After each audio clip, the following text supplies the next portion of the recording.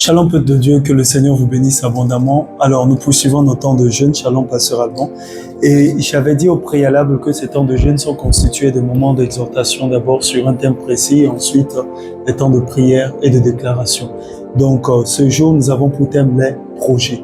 Alors est-ce qu'il y a un verset de la Bible que tu aimerais partager avec nous?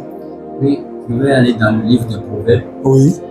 Chapitre 16 à partir de ce premier. Oui, allons-y. Les projets que forme le cœur dépendent de l'homme. Oui. Mais la réponse que donne la bouche vient de l'Éternel. Amen. Amen. Amen. Verset 2. Toutes les voies de l'homme sont pures à ses yeux. Mais celui qui pèse les esprits, c'est l'Éternel. Recommande à l'Éternel tes œuvres et tes projets réussiront. Amen. Recommande à l'Éternel tes œuvres donc et tes projets réussiront. Nous avons pas mal de versets dans la Bible qui parlent des projets. Alors, mais je vais développer le thème sur les projets aujourd'hui avec le sous-thème « Dieu est le Dieu des projets ». Comme pour dire que quels que soient les projets que nous avons, il est le Dieu des projets. C'est lui qui nous donne l'inspiration pour n'importe quel projet et nous permet, n'est-ce pas, de les amener à accomplissement. Bien sûr, comme c'est une exhortation, j'aurai différents points. Premièrement, nous allons donc définir les projets. Je vais définir les projets, la définition d'un projet selon la dimension biblique. Amen. Donc, selon la dimension biblique, un projet est une vision planifiée dans le cœur pour produire un résultat futur. Alors, nous avons trois dimensions de projet. Nous avons les projets humains qui naissent de l'idée qui sont conçues par l'homme. Nous avons les projets inspirés qui sont des idées influencées par Dieu. Et ensuite, nous avons des projets divins qui sont des plans décidés par Dieu lui-même. Alors, lorsque j'évolue un peu dans l'analyse de notre thème, dans le livre de Proverbes, justement, chapitre 19 au verset 21, il est dit « Il y a dans le cœur de l'homme beaucoup de projets, mais c'est le dessein de l'Éternel qui s'accomplit. » Je répète, il y a dans le cœur de l'homme beaucoup de projets, mais c'est le dessein de l'Éternel qui s'accomplit. Ça veut dire que, quels que soient les projets que nous allons mettre en place, c'est ce que Dieu a prévu qui va réellement s'accomplir. En d'autres termes aussi, pour appuyer, cela signifie que tout projet doit être soumis également à Dieu. En deuxième position, Dieu est le Dieu des projets. Qu'est-ce que cela signifie? Toute la Bible montre que Dieu agit par projet et par plan. Voici donc, exemple, le projet de la création. Dans Genèse chapitre 1, Dieu créa le monde selon le plan structuré en jours. C'est-à-dire jour 1, jour 2, jour 3, ainsi de suite. Maintenant, deuxièmement, le projet de salut. Selon Éphésiens chapitre 1, le verset 4 à 5, Dieu nous a choisis avant la fondation du monde. Donc, le salut est un projet éternel. Ça veut dire que la question du salut n'est pas quelque chose qui a commencé avec la création du monde, mais bien avant que le monde soit, Dieu nous avait déjà prévu un plan de salut pour nous. Troisième chose qu'il faut savoir, le projet de destinée. Dans Jérémie chapitre 1, le verset 5, il dit « Avant que je t'ai formé dans le ventre de ta mère, je te connaissais. » Donc Dieu avait déjà un plan pour Jérémie. Et s'il l'avait pour Jérémie, il en est de même pour chacun d'entre nous. Je ne reviendrai pas sur pas mal de choses, mais il est important que tu connaisses le projet de Dieu et le plan de Dieu pour toi. Maintenant, je vais parler de 4 sources de projets. Alors, parmi les 4 sources de projets, je vais dire, premièrement, les projets de Dieu, inspirés par le Saint-Esprit, exemple l'arche de Noé, Moïse et la libération du peuple d'Israël. Ces types de projets réussissent toujours. Quand des projets sont inspirés de Dieu, ils réussissent toujours. Deuxièmement, les projets de l'homme. Ça, c'est basé sur l'intelligence humaine. Exemple, la tour de Babel.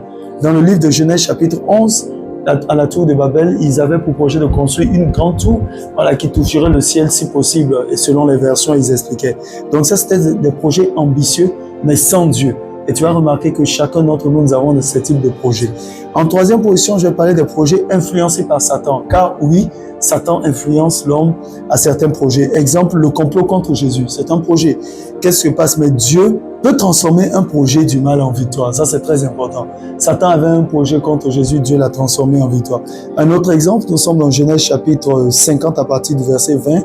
Et ça, c'est une parole très importante qui a été dite par l'un des patriarches. Il dit, vous aviez médité de me faire du mal, mais Dieu l'a changé en bien. Je mets une pause pour déclarer qu'au nom de Jésus-Christ, tout projet qu'on va méditer contre toi en mal, que l'Éternel change et transforme cela en bien, afin que jamais ne s'accomplissent les plans de Satan, mais que les plans de l'Éternel, aussi parfaits soient-ils, s'accomplissent dans ta vie au nom de Jésus-Christ. Quatrièmement, je vais parler des projets prophétiques. Donc, ce sont des projets révélés par Dieu pour une mission. Exemple, le ministère de Paul, la mission apostolique, les projets de l'Église ou encore les projets des nations. Alors, au-delà de tout ceci, il est très important, avant que nous ne passions à la prière, que tu comprennes les 7 étapes bibliques d'un projet réussi. Comment est-ce qu'un projet peut réussir selon les 7 étapes bibliques? Premièrement, il faut la vision. Habakkuk 2.2, il dit « Écris la vision ». Tout projet commence par une révélation. Donc, il faut premièrement la vision. En deuxième position, il faut la planification. C'est-à-dire qu'après avoir eu cette révélation et cette vision qui t'a été donnée, il faut que tu planifies. Dans Luc chapitre 14, le verset 28, Jésus dit, qui de vous, s'il veut bâtir une tour, ne s'assied d'abord pour calculer la dépense? Dieu approuve la stratégie. Amen. En troisième position, la prière. Donc, tu as eu la vision, tu as eu la planification. Il faut maintenant prier. Néhémie chapitre 1. Avant de reconstruire Jérusalem, Néhémie a fait quoi? Il a prié. En quatrième position, la faveur. Proverbe chapitre 21, le verset 1. Dieu peut incliner le cœur des rois pour ton projet. Tu as des projets, tu n'as peut-être pas les moyens pour les financer, mais Dieu est capable d'incliner le cœur du roi en ta faveur pour que tu l'accomplisses. En cinquième position, justement, le travail, c'est-à-dire tu dois travailler sur ton projet. Ecclésiaste chapitre 9, le verset 10. Tout ce que ta main trouve à faire, fais-le avec ta force. Amen. En sixième position, la persévérance. Dans Galates chapitre 6, le verset 9, il dit, ne nous lassons pas du moins de faire le bien. Ne nous lassons pas de faire le bien. Il faut continuer, il faut persévérer. En septième position, maintenant, l'accomplissement. Selon Philippiens 1,6, il dit, celui qui a commencé en vous cette bonne œuvre, n'est-ce pas, l'achèvera. Alors, je vais parler aussi, avant qu'on le prie, des ennemis des projets. Ce qui peut détruire un projet, c'est premièrement le manque de vision. Dans Proverbe chapitre 29, le verset 18, on dit, quand il n'y a pas de vision, le peuple est sans frein. Donc, quand tu n'as pas de vision, c'est très dangereux, pas de projet. Deuxièmement, la peur. Beaucoup abandonnent leur projet à cause de la peur. La peur te paralyse. Il faut éviter ça. Troisièmement, les oppositions spirituelles. Dans Néhémie chapitre 4, on a 2 personnes qui se sont opposées à l'ennemi lors de la construction du temple. Nous avons Sambala et Tobija qui ont combattu la reconstruction. Et tout grand projet attire forcément une opposition. On est d'accord? Quatrièmement, le découragement, qui est l'arme principale contre les visionnaires. Et quand tu es un visionnaire, le découragement va toujours venir et ça, c'est pas bon. Maintenant, je vais rapidement boucler avec les projets prophétiques dans la vie d'un croyant. Un croyant doit avoir plusieurs types de projets. Un projet spirituel qui concerne par exemple la croissance spirituelle du ministère ou de sa propre vie. Un projet de famille, le mariage, les enfants et l'héritage qu'on devrait laisser aux enfants. Un projet financier, c'est-à-dire les entreprises, les investissements, ou encore des projets ministériels, c'est-à-dire église, mission, formation.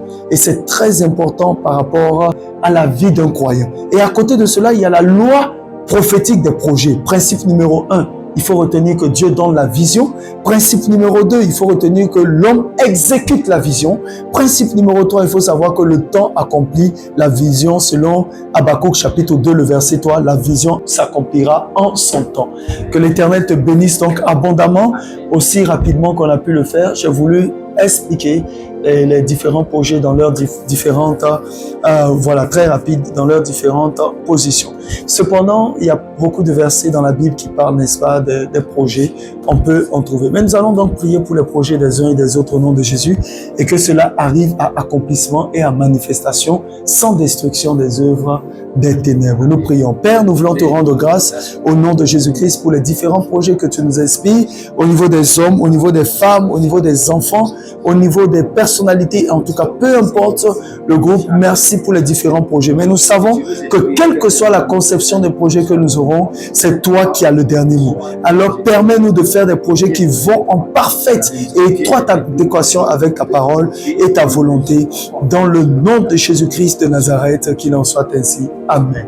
Alors je vais déclarer et tu diras Amen avec moi. Je déclare au nom de Jésus-Christ que tes projets connaissent du succès, de l'aboutissement. Que ce que l'Éternel a promis pour toi se manifeste et s'accomplisse. Et que tout projet de Satan soit totalement et puissamment détruit. J'annonce sur ta vie des plans de projets nouveaux. Là où tu avais l'impression que tout était abandonné et faible, l'Éternel te restaure et te donne la force de pouvoir continuer. Que cette vision qui avait tendance à être éteinte puisse refaire surface au nom de Jésus. Et l'Esprit me dit qu'il te faudra des acteurs autour de toi pour t'amener à l'accomplissement. J'appelle cela à accomplissement au nom de Jésus, ainsi que les acteurs, les partenaires. Mais qu'à la fin de l'histoire, que cela soit pour la gloire de l'Éternel. Que la main de l'Éternel soit sur toi et qu'elle te soit complètement et totalement favorable dans tous tes projets. Au nom de Jésus-Christ de Nazareth, nous l'avons déclaré. Amen et Amen.